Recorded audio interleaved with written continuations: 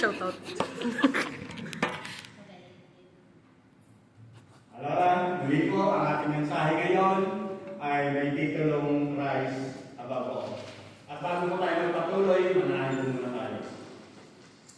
Purihin ka, O Diyos, sambahin ka, Ama, sa Espiritu at Katotohanan. Lord God, dakila ka, Panginoon. Hindi ka, Panginoon, nagbabago sa iyong mga katangian. Salamat po, O Diyos, sapagkat tunay na ito ang araw na itinakda mo upang patuloy ka namin makilala, Panginoon. Salamat po, O Diyos, sapagkat tunay nga na ang Diyos namin pinaglilingkuran ay buhay, Panginoon. Ikaw ang Alpha, Ikaw ang Omega, Panginoon. Salamat po, O Diyos, sapagkat tunay nga na Ikaw ang Diyos na nagpakilala kay Abraham, Isaac, at ako. At maging sa amin, Panginoon, ay personal ka nagpapakilala sa amin, Panginoon. Salamat po sa iyong dakilang habag, awa, Panginoon, pag-ibig. At mayroon kaming kalayaan, Panginoon, na tawagin ka namin Ama. Salamat po sa Santo Espiritu bilang tanda at tatak na kami panganak mo, Panginoon. Kaya minsan pa, tunay nga na napakaraming biyaya, Panginoon, na pinagkakalob mo sa amin. Pero patuloy pa rin namin inilalapit sa iyo, Panginoon, sa mga sandali ito na tunay nga may mga sandali na hindi po namin naibibigay ang the best sa iyo, Panginoon. May naisip, nasasabi, nagagawa, Panginoon, na hindi maabot ang pamantayan ng iyong kabanalan. Kaya dumadalangin po kami, Panginoon, na kami pakalinisin mo upang na sabihin wala pong magiging balakid o hadlang sa mga sandaling ito sa aming pag-aaral ng iyong mga salita. At minsan pa, Ama, sa tulong gabay nga, Panginoon, ng iyong Santong Espiritu, patuloy mo nga lang ang po akong gagamitin na instrumento na magpapahayag ng iyong mga salita, Panginoon. Patuloy mong ibaba ang iyong mabalingkod upang na sabihin ikaw po, O Diyos, ang tunay na may tataas, Panginoon. Dalayan nga po na tunay nga na sa kabuuan ng mensahe ng aming pag-aaral ng iyong mga salita, patuloy na ikaw po, O Diyos, ang siyang magbibigay nga po ng illumination kalwalagan sa bawat isang makakapakinig ng iyong mga salita, Panginoon. Dalayan ko na tunay nga na sa pamamagitan po ng mga salita ito, patuloy ka namin higit na makilala at sa pamamagitan nito, higit ka namin mapaglingkuran, Panginoon. Salamat po, Ama. Patuloy po namin pinagkakatiwala ang kabuuan ng aming pag-aaral sa mga sandali ito. Sa ilan po pinautas na papuri para malot pagsamba sa tayong mga lamang ng iyong anak ni Jesus na ang Panginoon at sa ating tagapagligtas. Amen. At dito nga sa ating pag-aaralan, Christ above all. Kumbaga, makikita natin na ipinaunawa ng Diyos sa mga sandali ito na ang Diyos na pinaglilingkuran, ang ating Panginoong Kristo, ang siyang nakahihigit sa lahat. Ang isa sa pinaka-unang problema ng unang iglesia ay yung sino nga ba talaga si Jesus. Sino nga ba talaga si Jesus? Sapagkat ito ang nagiging dahilan kung paano ka mananampalataya kay Jesucristo. At ang isa sa pinakakilalang maling aral ng unang iglesia, ng mga unang iglesia, maging sa oras ito, ay may influensya pa rin ang aral ito. Ito nga ay tinatawag na Arius heresy. Na kung saan itong si Arius, isang tagapagpahayag ng salita ng Diyos, sinasabi niya na si Jesucristo ay isang created being lamang, not equal to God. Kumbaga, inilikha lang si Jesucristo at hindi kapantay sa pagka-Diyos si Jesus Christ. At sino yung may mga aral na ganitong sinusunod? Kilala dyan, ang JW. Kumbaga, ang ilang mga sumusunod na isa siyang created being lamang si Jesus Christ. Yan ang aral na itinuturo ni Arius. At maging sa mga panahon ito, meron pa rin mga sumusunod sa aral na yan. Kumbaga, sinasabi nila na hindi sapat si Jesus Christ. Na hindi sapat si Jesus Christ para sa ating pamumuhay Kristiyano. Ngayon, itong mensahe na ating pag-aaralan ngayon, sinasabi nga na Paul's most profound and powerful descriptions of Jesus Christ. Na sa mga talata ating nabasa, nabanggit, na kung saan ito yung malalim at makapangyarihan kung paano mas higit ipinakikilala kung sino si Jesucristo. At sinasabi nga, the only proper place to put Jesus Christ is that of supreme preeminence over all, Christ above all, because He is the eternal Son of God who took on human flesh for our salvation. Kumbaga, Diyos si Jesus Christ na nagkatawang tao para sa kaligtasan ng kanyang mga hinirang. At dito, kumbaga, dapat natin makita na dapat natin ilagay sa dapat nating respeto, paggalang, pagsamba kung sino si Jesus Christ. At dito, makikita natin na si Apostol Pablo na sa kanyang pagpapakilala kung sino si Jesus Christ, ito yung nagbibigay sa kanya o magbibigay sa atin kung sino ba talaga o dapat natin, saan natin dapat talaga ilagay si Jesus Christ sa ating buhay. Sa ating buhay pagsamba, ika nga. At sabi nga niya dito, all into worship as he contemplated the excellency and glory of Jesus Christ. Maibigay natin yung nararapat na pagdakila, pagsamba kay Jesus Christ.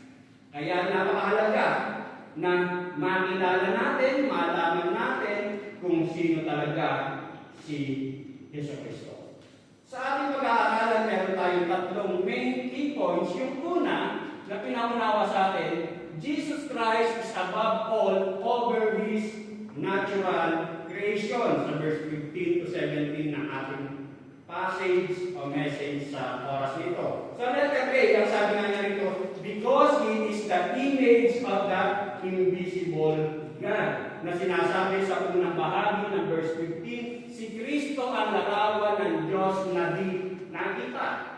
Alam natin na ang Diyos ay hindi nakikita. Bakit? Kasi nga, God is spirit and His worshippers must worship in the spirit and in truth. Sapagkat ang Diyos ay Espiritu. Ibig sabihin, pag Espiritu, hindi talaga natin makikita kasi Espiritu siya. Ika nga. At dito, sinasabi nga maging sa 1 Timothy 1:17, now unto the King, eternal, immortal, invisible, the only wise God, be honor and glory forever and ever. Amen. Kumbaga, malinaw na sinasabi na ang Diyos ay hindi natin nakita. Maging sa sumulat ng Hebrew, sabi sa Hebrew 11:27, by faith he forsook Egypt, not fearing the wrath of the king, for he endured as seeking him who is invisible. Ang Diyos ay hindi natin nakita. Kumbaga, yan ang malinaw. Maging sa atin, hindi natin nakikita ang Diyos. Pero, sa pagkakatawang tao ng ating Panginoong Kristo, kumbaga, na-reveal ang nature and being of God. Kumbaga, makikilala natin ng higit ang Diyos na Espiritu sa pagkakatawang tao ni Jesus Christ. At sa pagkakasulat ni Apostol John, kumbaga malinaw na itinuturo niya to sa verse 1 pa lang ng John 1:1. In the beginning was the Word. Sa simula pa lamang ay salita, and the Word was with God, and the Word was God.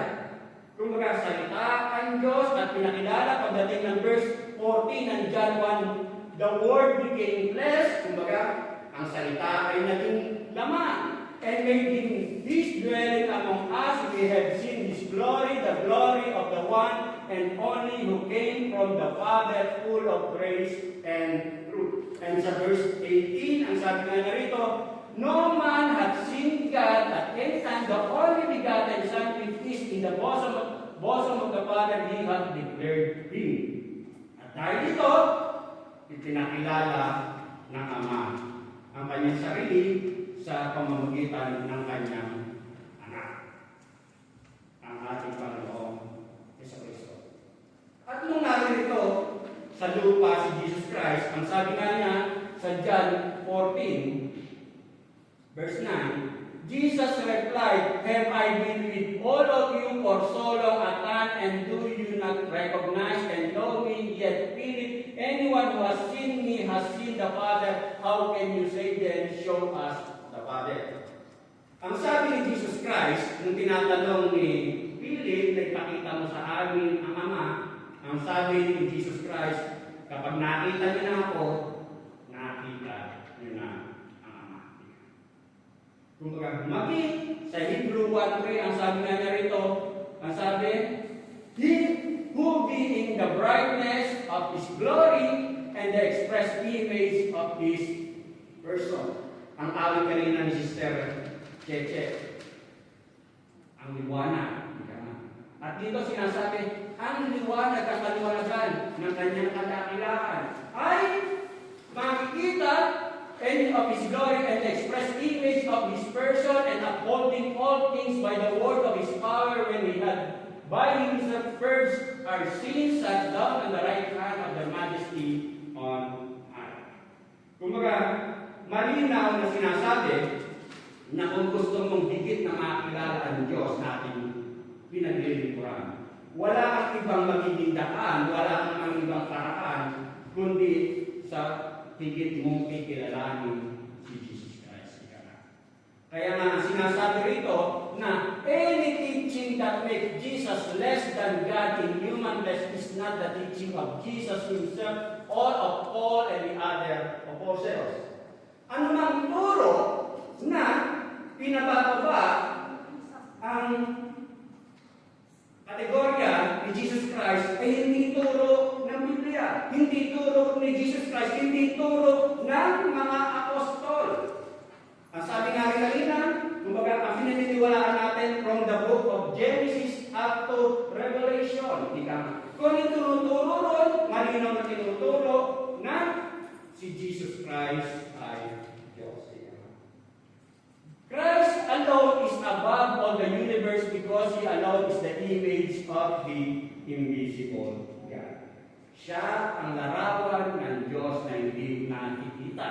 Sa ikalawa, ang sabi nga niya, because He created it and sustained it, yung sinasabi sa verse 15 hanggang 17. Ang sabi niya, sa text natin, at siyang may kapangyarihan sa lahat ng nilikha, sapagkat ang lahat ng nasa langit at nasa lupa, nakikita man o hindi, pati ang mga naghahari at namamahalang, mga namumuno at may kapangyarihan spiritual, ay pawang nilikha ng Diyos sa pamamagitan niya at para sa Kanya. Siya'y una sa lahat at sa Kanya nasa salalay ng kaayusan ng lahat ng bagay. Kumbaga, He is the firstborn of all creation. Ang sabi niya, Jesus Christ is the image of the invisible God, the firstborn over all creation. Ngayon, ang sabi ko nga kanina, kumbaga, yung si Arius at yung mga sumusunod sa aral ni Arius, kumbaga sine-interpret nila na si Jesus Christ ay isang created being lamang. Kumbaga, created being lamang, nilikha lamang. Sinasabi nila na mayroong oras sa sitwasyon ni Jesucristo na hindi siya Diyos. Nilikha lang raw siya. Yun ang nais ituro ni Arius at ng mga sumusunod kay Arius. Ngayon, makikita natin na yung sinasabing ito ni Arius at ng mga sumusunod sa paniniwalang ito ni Arius, makikita natin na sa lumatlo sa sinasabi mismo ni Apostol Pablo na isang apostol. Ang sabi nga sa English version, for by Him all things were created, both in the heavens and on earth, visible and invisible, whether thrones or dominions or rulers or authorities, all things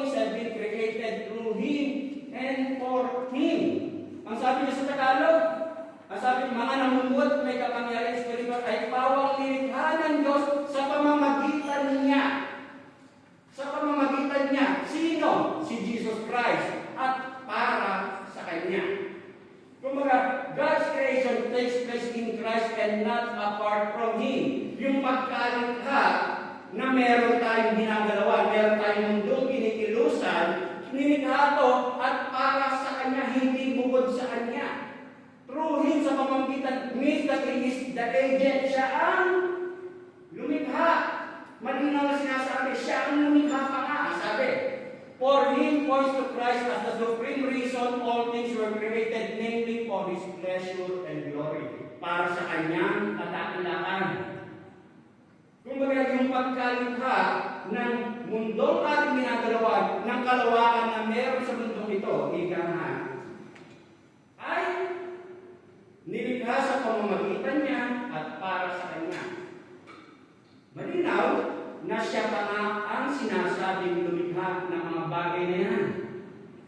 Ngayon, ang sabi nga ng mga ilang Bible scholar, kumbaga, hindi ko ito nabasa, pero sabi ng mga Bible scholars sa Celtic nga, na itong Watchtower, yung libro ng J.W. Kama. Kaya nila pinipilit na maliit na nilikhang Diyos lamang si Jesus Christ. Kasi yung kanilang ginagamit na Biblia, meron silang ipinasok na other. Meron iba bago lahat ng bagay. Kung may ipinasok sila na, ang sabi niya rito, all things have been created through Him. Kumbaga, nilagyan nila ng other all things. Sininitan nila. Kaya nila pinapasok na may oras sa sitwasyon ni Jesus na hindi siya Diyos. At dito makita natin na kasi kung unawain natin yung sinasabi na sa pamamagitan niya at para sa Kanya, ibig sabihin, hindi created being si Jesus Christ. Kasi sa pamamagitan niya siya ang naggawa. Ika nga. Malinaw. At ang sabi nga sa John 1:3, through Him all things came into existence, and without Him there was nothing that which came to be. Sa pamamagitan niya, dumating na likha ang lahat ng bagay, at kung wala siya, wala ang lahat. Ika nga. Kumbaga, makita natin na isang katotohanan na yung tinuturo nila na created being lamang si Jesus Christ, pagdating sa chapter 2, verse 18 ng Colossians, kung maaalala natin dun sa ating mga unang pag-aaral, na sinasabi nila na hindi sapat si Jesus Christ sa ating kaligtasan, sa ating buhay pananampalataya, kasi kulang. Kung maaalala nyo, may maraming mga maling aral. At sinasabi nila na dapat sambahin din ang mga anghel na sinasabi nga sa Colossians chapter 2, verse 18. Ibig sabihin, maling-mali yung kanilang ipinapasok na aral. Ngayon, sa madaling salita, ibig sabihin, si Jesus Christ, sa mga talatang itinuturo ni Pablo sa mga sandali nito, tinuturo ng Diyos sa bawat isa sa atin, kung baga, kumpleto, buong-buo, sapat, lahat-lahat si Jesus Christ. Kung baga, dito makita natin na sinasabi nga na He is before all things. Bago pa malikha ang lahat ng bagay, nare-real na si Jesus Christ. Dapat natin maintindihan yon. Kaya nga tayo naniniwala na God the Father, God the Son, God the Spirit, kumbaga tatlong persona, pero isa lang ang Diyos natin. Kumbaga makita natin na, kung maaalala natin sa John 8:58, ang sabi ni Jesus Christ sa mga taong tumutulig sa Kanya, ang sabi ni Jesus Christ, Jesus said to them, truly, truly, I say to you, before Abraham was, I am. Ang sabi ni Jesus Christ sa mga tumutulog sa Kanya, bago pa likhain o bago pa itanganak si Abraham, ako'y ako na. Ang sabi ni Jesus Christ. Ibig sabihin, kasi tinuturing nila kasi sila ay anak ni Abraham. Sa kanila nagsimula yung kanilang pananampalataya sa Diyos dahil sila ay galing kay Abraham. Pero ang sabi ni Jesus Christ, bago si Abraham, ako'y ako na. I am. Ibig sabihin, una, si Jesus Christ bago si Abraham. Malinaw na sinasabi na ako'y Diyos. Ika na. Ngayon, naintindihan ko ng mga Hudyo, naintindihan ko ng mga Israelita. Bakit? Nung sinabi ni Jesus Christ, gusto siyang batuhin. Kasi, kumbaga, blasphemy ang tingin nila. Pero ipinakikilala lang ni Jesus Christ ang kanyang sarili. Kumbaga, makikita natin, maging sa Psalms 89 verse 27, also I will make him my firstborn higher than the kings of the earth. Ngayon, ang sabi firstborn. Ang sabi ko sa firstborn, sa Old Testament, pag sinabi mong firstborn, ibig sabihin niyan, refer to the heir and ruler over his brethren. It refers to being first in rank. Ibig sabihin, nakahihigit. Kapag sinabi mo, panganay na anak, nakahihigit siya, ika nga. Hindi siya sinasabing anak na sinasabi na mga anak natin sa laman. Hindi ganon. Kung mga nais ipaunawa, nakahihigit siya sa lahat. Yun ang nais ipaunawa sa mga talatang to. The firstborn was preeminent over his brothers and sisters. Thus Jesus is supreme over not only all the kings who have ever reigned, but also over all creation because He created it. Kasi siya pa nga ang may likha ng lahat ng ito. Kaya dapat natin makilala, maintindihan kung sino ba talaga si Jesus Christ. Yun yung nais ituro ni Pablo sa mga talatang ito sa mga taga-Colossians. Maging sa atin, ika nga. Ngayon, ang sabi pa nga dun sa text natin pinag-aaralan, ang sabi pa nga niya rito, not only did Jesus create all that exists, He also sustains it. Hindi lang si Jesus Christ ang siyang lumikha, bagkus pinananatili pa niya ito. Ang sabi sa verse 17, siya'y una sa lahat at sa Kanya nasa salalay ang kaayusan ng lahat ng bagay. In Him all things hold together. Kumbaga dapat natin maintindihan yan. Kumbaga hindi lang siya ang lumikha, siya pa ang nagpapanatili ng lahat ng bagay. Kumbaga makikita natin na, ang sabi, it means that if Jesus decided to let go, the entire universe would disintegrate. Kumbaga, kung itong mundo natin ginagalawan, ay wala si Jesus Christ na nagpapanatili ito, magkakagulo-gulo ang mundong ating ginagalawan. Ang solar system, ang universe, ika na. Kumbaga, naririyan si Jesus Christ na siya nagpapanatili niyan. Yan ang malinaw na sinasabi niyan. Kumbaga, naririyan si Jesus Christ na ako nagpapanatili para hindi magbungguan, walang mga comment na basta babagsak sa mundo natin. Kumbaga, yan ang isang katotohanan niyan. Siya nagpapanatili. Siya una sa lahat sa Kanya, nasa salalay ang kaayusan ng lahat ng bagay. Kumbaga, sinasabi na may mga protonic, philosophy, kung ano-ano, by science, pero malinaw na sinasabi ng salita ng Diyos, merong superior being na nagmamanage at nagkokontrol ng lahat upang hindi tayo magkabunggu-bungguan sa mundong universe na ating ginagawa. Salita ng Diyos yan. Hanggang saan mo yan? Pangawa. Kumbaga, ang sabi nga, without Him, kumbaga, yung mga mundo o mga planeta, araw, magkakagulo yan. Yan ang isang katotohanan na sinasabi ni Pablo. Ipinaunawa sa atin. Ngayon, maging sa buhay natin, dapat natin maintindihan. Na, kumbaga, ang sabi ni Pablo sa mga taga-Colossians, maging sa atin, pinapaalala sa atin, na magiging magulo ang mundong ginagalawan natin kung wala si Jesus Christ na siya nagmamanifest o nag-control na lahat ng bagay.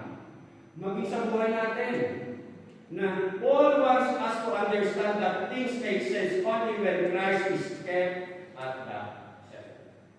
Sa buhay natin, magulo ang buhay mo, maligalig ang buhay mo, maligalig ang mga desisyon mo sa buhay, kung hindi si Jesus Christ ang sentro na lahat.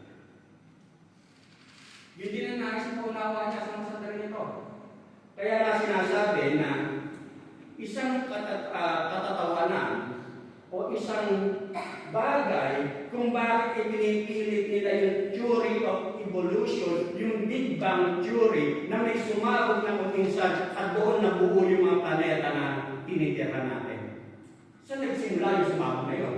Siyempre, nilubihan. Kumbaga, bakit nila sinasabi yun? Yung mga evolutionists, yung mga naniniwala sa evolution. Kasi gusto nilang tanggalin na meron superior being na may control talaga ng lahat. Kasi gusto nila na yung mga honor, yung pagkilala ay sa kanila mapupunta, sa tao mapupunta. Ayaw nilang ibigay na meron talagang superior being, meron creator talaga na may likha na lahat, nagsusustain ng lahat. Kaya nga sabi ni Pablo, kumbaga ipinakilala niya itong mga evolutionists dito sa Romans 1:18 to 22. Wala dyan. Sabi niya rito, kasi napupun ako, marami nang hindi nagdadala ng Biblia. Kaya sabi ko, pagbawasan ko rin sa mga PowerPoint para magbasa kayo. Sabi ko sa Romans 1:18 to 22, nahayag mula sa langit ang puwag ng Diyos laban sa lahat ng kalapastanganan at kasamaan ng mga taong sumisingil sa katotohanan sa pamamagitan ng kanilang kasamaan. Ang maaaring malaman tungkol sa Diyos ay maliwanag iyamang inihayag ito sa kanila ng Diyos. Mula panangliatin niya ang sanlibutan, ang kaligtasang di nakita, ang kanyang walang hanggang kapangyarihan at pagka-Diyos ay maliwanag na inihayag ng mga bagay na ginawa niya, kaya't wala na silang nagdadahilan. Kahit nakilala na nila ang Diyos, siya'y di nila pinarangalan bilang Diyos, ni pinasalamatan man. Sa halip, naghahaka sila ng mga bagay na walang kabuluhan at natimlan ang kanilang mga hangal na pag-iisip. Sila'y nagmamarunong, ngunit lumitaw na hangal. Ang sabi, processing themselves to be wise, they became fools. Nagmamarunong sila, pero ang katotohanan, nagmumuwalang silang mga. Kasi yun yung gusto nilang mapunta yung honor, yung glory sa tao. Kaya nga dito, makikita natin na isang paalala na merong Diyos na may likha na lahat, nagpapanatili ng lahat. Yung pangalawa na pinapaalala sa atin, Jesus Christ is above all other. He is spiritual creation. Kanina, natural creation, ngayon sa spiritual creation. Sa letter A, sabi niya rito, Christ is predominantly as the head of the church. Sa Colossians 1:18a, siya ang ulo ng iglesia na kanyang katawan. Ang sabi ko nga, sa Pilipinas, kung Kristiyano ka na, marami na tayo ng iba't ibang church na pinanggalingan, dahil dito sa Palermo, sa Italia, kung baga naghahanap tayo ng church na ating pupuntahan. Iba't ibang set-up, iba't ibang pamamaraan kung paano magpuri, sumamba, pero ang nais ko paunawa rito, na si Jesus Christ ang the head of the church. Ano mang setup yan? Si Yesu Cristo ang ulo ng iglesia.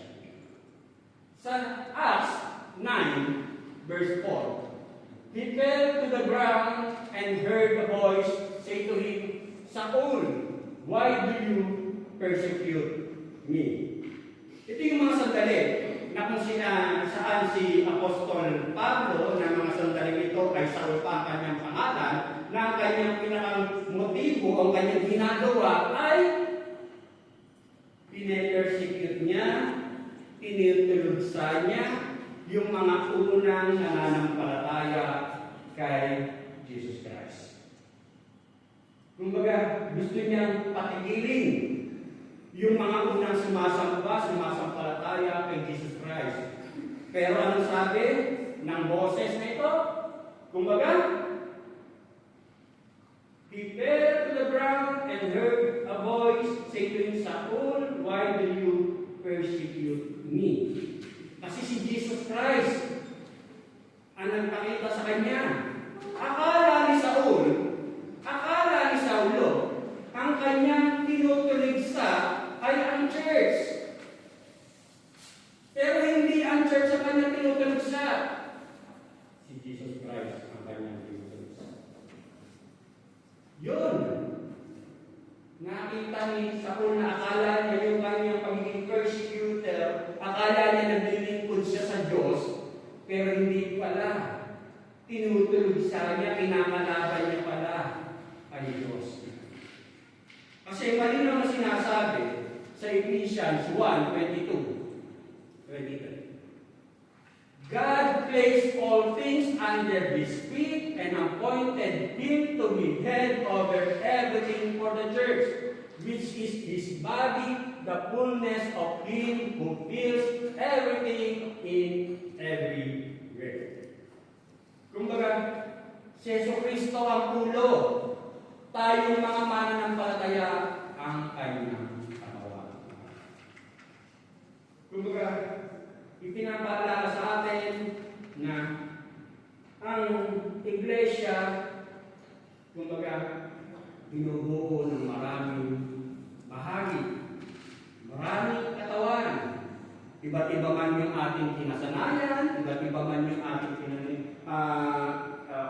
pinanggalingan, iba't iba ba yung gusto ayaw mo, pero nagiging buo tayo, nagiging isa tayo, kasi ang ulo natin ay si Jesus Christ. Ngayon, kapag ang isang mananampalataya ay nakabuod sa ulo, akala niya buhay siya. Mabuhay siya. Akala niya buhay siya. Pero hindi siya magtatagal. Mamamatay din siya. Kasi dapat nakaugnay ka sa ulo. Siyempre kapag putol ang ulo mo, mamatay ka. Di ba yung mga terorista? Ang unang, kahit sa capital punishment sa Middle East, pag Fiesta Friday, kapag yung may bibitayin, bubutan ng ulo, bubulong ang ulo. Siyempre, pag pinuto na yung ulo, mamatay. Ganun din sa buhay mga nanampalataya. Kapag hindi ka nakaugnay sa ulo, hindi ka mananatiling buhay. Akala mo lang buhay ka. Pero mayroong isang kwento, manok yan. Totoong nangyari yan. Sabi yan, noong panahong 1947, si Mike Headless Chicken, pinutulan siya ng ulo, pero nabuhay pa siya. Nabuhay pa siya ng 18 months. Kasi hindi napuruhan yung mga litid, kaya hindi siya namatay. Pero pagkatapos nun, namatay din siya. Anong makikita ron? Hindi ka talaga mananatiling buhay kung ikaw ay nakaniwalay sa ulo.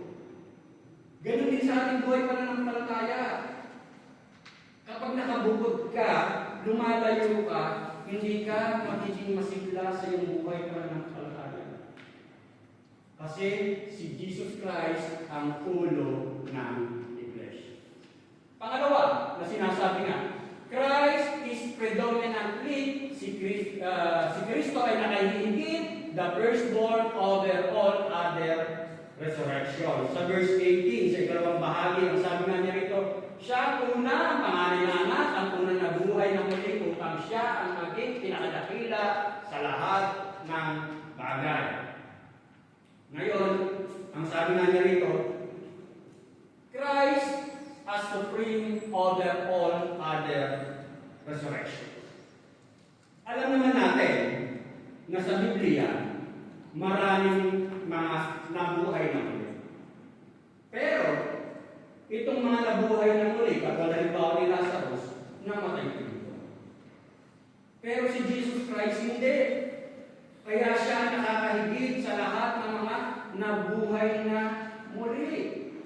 Ang sabi nga niya nito, Jesus alone has been raised with an indestructible resurrection body that is a type of the bodies that we will receive in His second coming. At His second coming. Kaya yung pagkabuhay uli ng ating Panginoon sa Kristo, ganun raw ang mangyayari sa katawan natin mga mananampalataya. Sinasabi sa 1 Corinthians 15:40-44. Wala rin yan. Ang sabi niya rito, may mga katawang panlangit at mayroon namang panlupa. Iba ang kariktang panlupa at iba ang kariktang panlangit. Iba ang liwanag ng araw, iba naman ang liwanag ng buwan. At iba rin ang liwanag ng mga bituin. Verse 42, ganyan din sa muling pagkabuhay. Ang katawang inilibing ay mabubulok, ngunit di mabubulok kailanman ang katawang muling binuhay.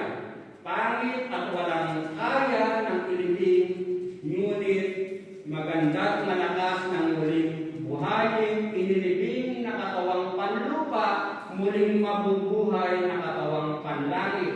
Kung may katawang panlupa, mayroon ding katawang panlangit. Kumbaga, maging sa atin, kumbaga, meron tayong katawang panlangit, glorified body. At yung katawan ito will not be subject to disease, aging, or death. Hindi na magkakasakit, hindi na mamulubot, hindi na tatanda, hindi na mamamatay.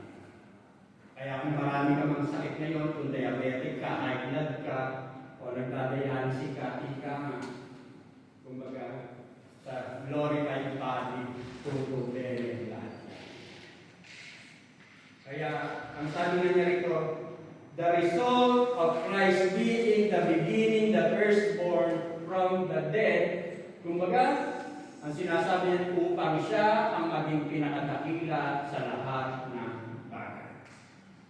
Kaya yung pagkakatawang tao ng ating Panginoon sa Kristo, yung kanyang pagkamatay at muling pagkabuhay, kumbaga nangyari yan para maitaas sino si Jesus Christ.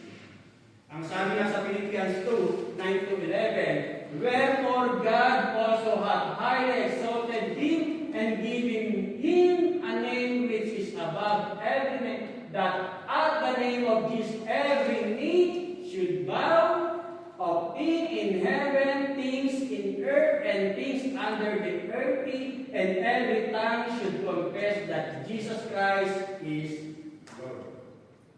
Kumbaga, para matanggap yung glory na nararapat para kay Jesus Christ. Yung pangatlo, ang sabi niya rito,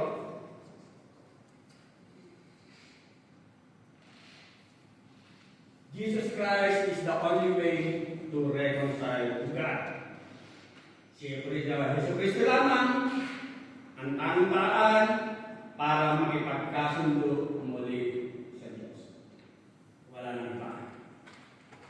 Una, sapagkat Christ is qualified because the fullness of deity dwells in Him.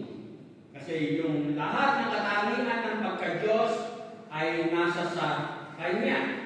Kasi nga, kung maaalala rin natin sa ating mga unang aral, yung iglesia ng Colossae, kumbaga sinasabi na yung pananampalataya na ipinahayag sa kanila sa pamamagitan ni Epapras, sinasabi nila yung mga nagtuturo ng maling aral ay hindi sapat. Kung maaalala nyo. Kumbaga sinasabi nila na dapat ay meron kayong gawing ganito, dapat may sambahin kayong ganito, dapat meron kayong sundin na ganito. Ika nga. Kaya nga, nakipag-ugnayan si Epapras kay Apostol Pablo para itama yung mga maling aral. At dito nga, nakikilala naman ni Pablo kung sino si Jesus Christ. Na sapat at sapat si Jesus Christ, for in Christ all the fullness of the deity lives in bodily form.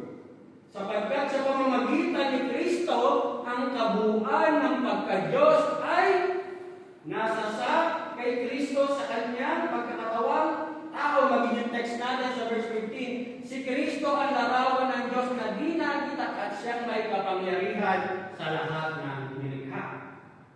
Kumbaga, yun yung nais ituro ni Pablo sa mga mananampalataya. At ang sabi nga niya rito, Christ is able because He made peace through the blood of His on the cross.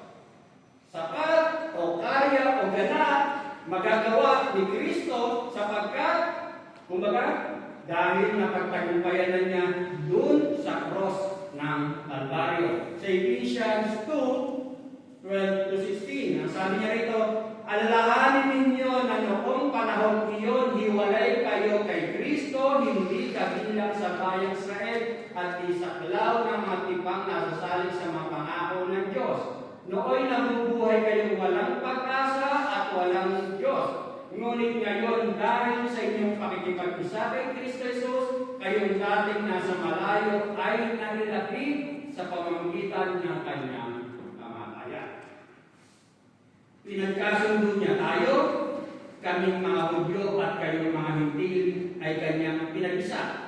Sa pamamagitan ng kanyang katawan, inawi niya ang alitan na parang pader na naghihiwalay sa atin. Verse 15, pinawalang bisa niya ang autosan, pawang mga utos at tuntunin upang pag-isahin sa kanya ang dalawang bayan at maghari ang kapayapaan. Sa pamamagitan ng kanyang kamatayan sa krus, binakasan niya ang alitan ng dalawang bayan sapagkat kapwa pinatanumbalik sa Diyos at pinagbuklod sa isang katawan.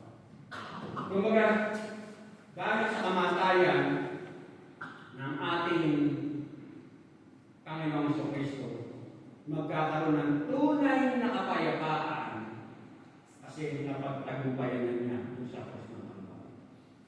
Ang sabi ko nga, di ba yung isa rin message natin, sa illustration na sinabi ko, yung si David ay pinagagawa ng yung tungkol dun sa kaguluhan sa Gaza. Gumawa sila ng short video. Ang sabi nga, kumbaga, yung peace in Gaza. Pinalagay ko doon ay magkakaroon ng tunay na kapayapaan sa Gaza between sa mga Palestine at maging sa mga Israelita kung makikilala talaga nila parehas si Jesus Christ. Kumbaga, yun ang talagang tunay ng bubuklod ng magbibigay ng kapayapaan.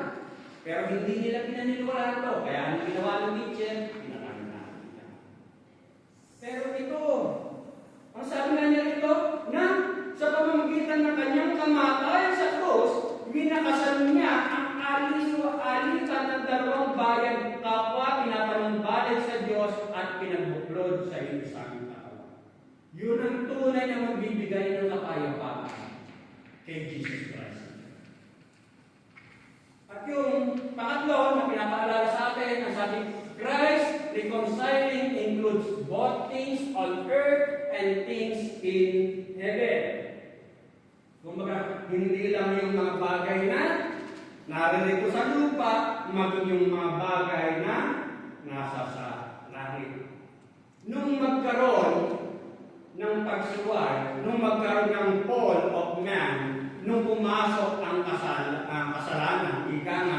Kumbaga, ano naging bunga ng kasalanan?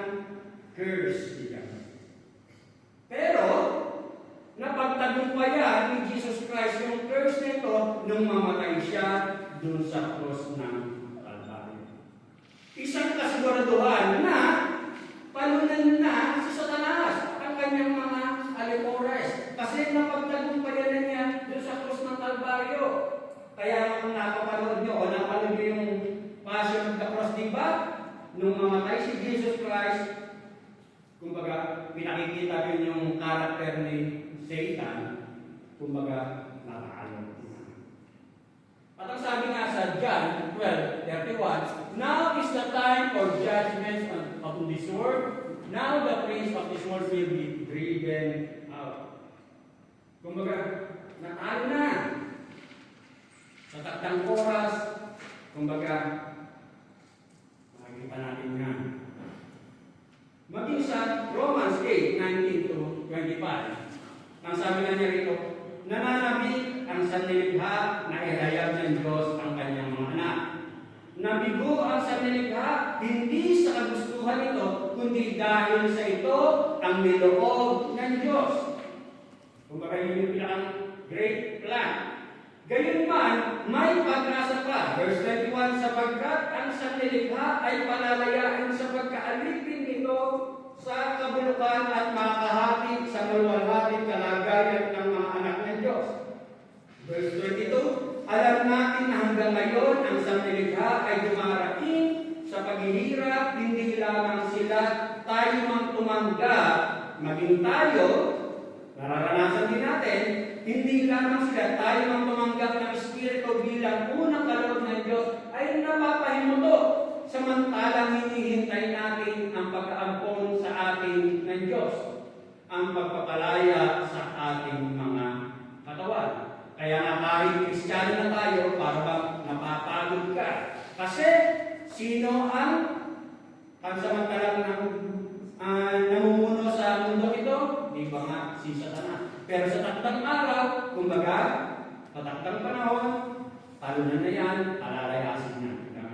And then, sabi nga sa verse, ngunit ang pag-asa, sa verse 24, ligtas na tayo at inaasahan natin ang kaganapan ito. Ngunit, ang pag-asa ay hindi pag-asa kapag nakikita na ang inaasahan.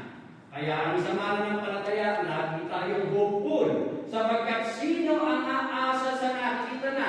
Ngunit kung umaasa tayo sa hindi natin nakita, ito'y hinihintay natin ng buo. Kaya mga kapatid, bahagi talaga ng pagiging Kristiyano ang perseverance. Pagtsatsaga. Ngayon, salamat sa mensahe nito na itinuro ni Pablo sa mga taga-Colossae. Maging sa bawat isa sa atin sa mga sandali ito. Pinapaalala niya, Christ above all. Ngayon, dapat natin maintindihan, the goal of solid theology is not just knowledge, but worship. Yung makilala mo ng lubusan kung sino si Jesucristo, hindi lang siya knowledge, kundi pagsamba. Yun ang gustong ipaunawa ni Apostol Pablo sa mga taga-Colossae, maging sa mga mananampalataya. Kaya nga sabi niya rito, before you use the Bible as a weapon, use it as a mirror. Bago mo gamitin na si Jesus Christ ay Diyos, ay ganito, salinin mo muna ang sarili mo sa harapan ng Panginoon. Kasi kung minsan akala natin si Jesus Christ, genie, gusto ko ng ganito, ganito. Pag hindi na ibigay, magagalit ka. Christ above all. Kaya mga kapatid, ang tanong, who is Jesus Christ in your life? Sino nga ba si Jesucristo sa buhay mo? Dapat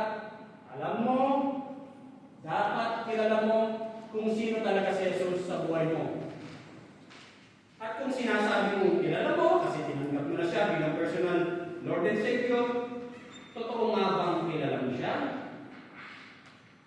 Tanungin mo yung sarili, totoo nga bang kilala mo siya? Kasi, ang sabi nga niya rito, do you acknowledge Him in everything, in your choices, in your decisions, in your life? Kinikilala mo ba si Jesucristo sa lahat ng aspeto ng iyong buhay?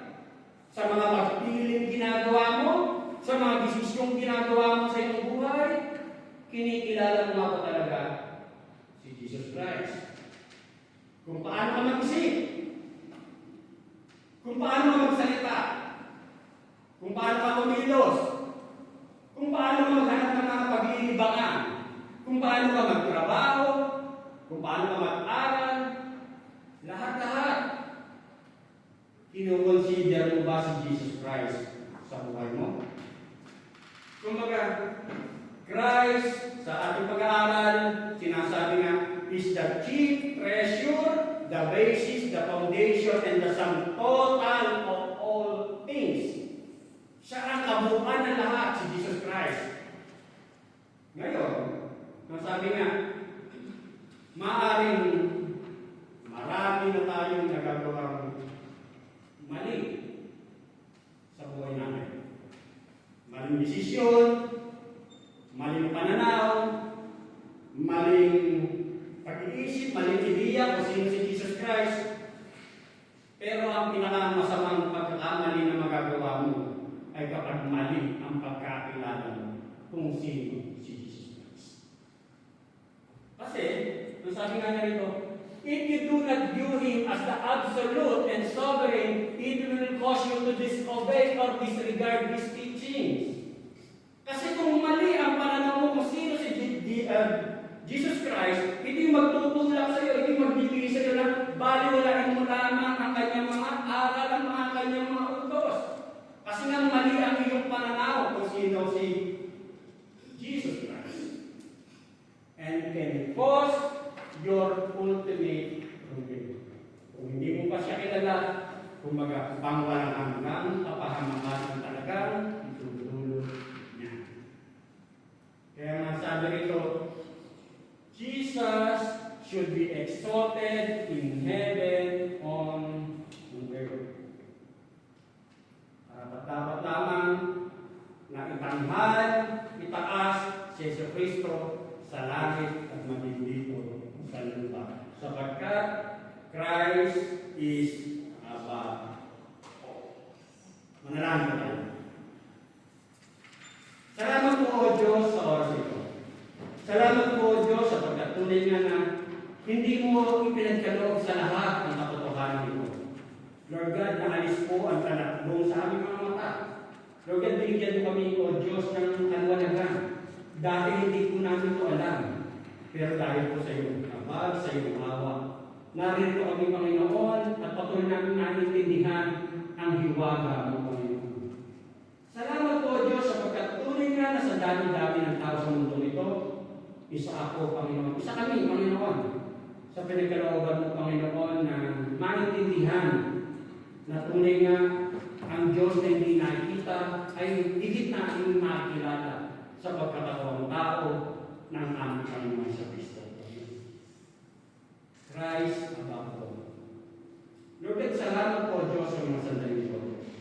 Salamat din po, Diyos, na tunay nga na sa pamamagitan, Panginoon, ng Santong Espiritu, ang illumination pinagkakaroon mo. Salamat po, sapagkat tunay nga na hindi po namin maintindihan kung anong tunay na organ ng buhay kung hindi po ikaw, O Diyos, ang siyang nagbigay, gumising sa aming patay na kalagay ng spiritual. Salamat po sa katotohanan ito. Kaya wala po kami masasabi kundi salamat, salamat, salamat. Sapagkat tunay nga ang aming pananampalataya, Panginoon, naghihirap man, may mga kalungkutan man sa mundo nito, O Diyos, pansamantala lang natin. Sapagkat ang kasiguraduhan, alam namin, Panginoon, sapagkat kami nananampalataya sa aming Panginoon Jesucristo bilang sarili namin, Panginoon, at sarili tagapagligtas. Salamat po Ito po Diyos ang ating samdalangin. In Jesus' name I pray.